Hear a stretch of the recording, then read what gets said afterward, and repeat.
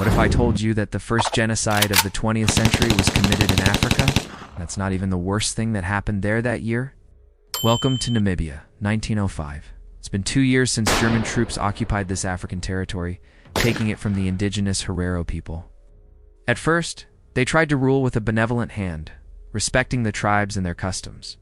But then, the Germans started to get ideas. What if we built a railway line through the Herero heartland?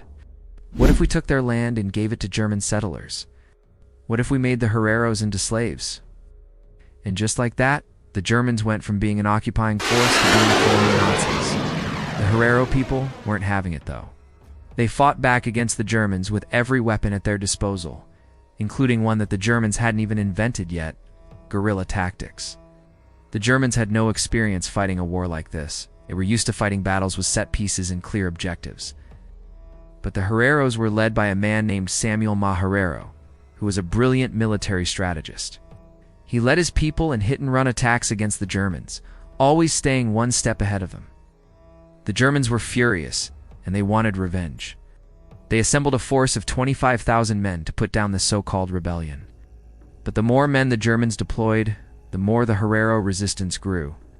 It became a full-scale war with the Herero people, fighting for their very survival. And then something terrible happened. The Germans, in their quest to defeat the Herero, committed the first genocide of the 20th century. They rounded up the Herero people and brought them to concentration camps where they were tortured, starved, and worked to death. An estimated 80,000 Hereros were killed in these camps. But the story doesn't end there.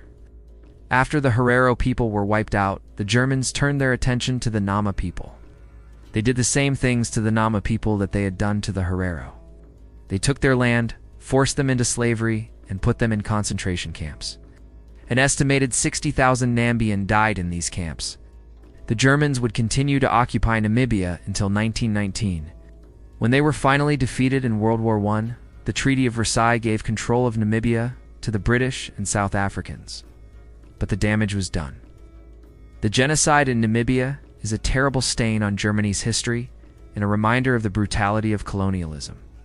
I hope you learned something new today. If you did, please like and share this video.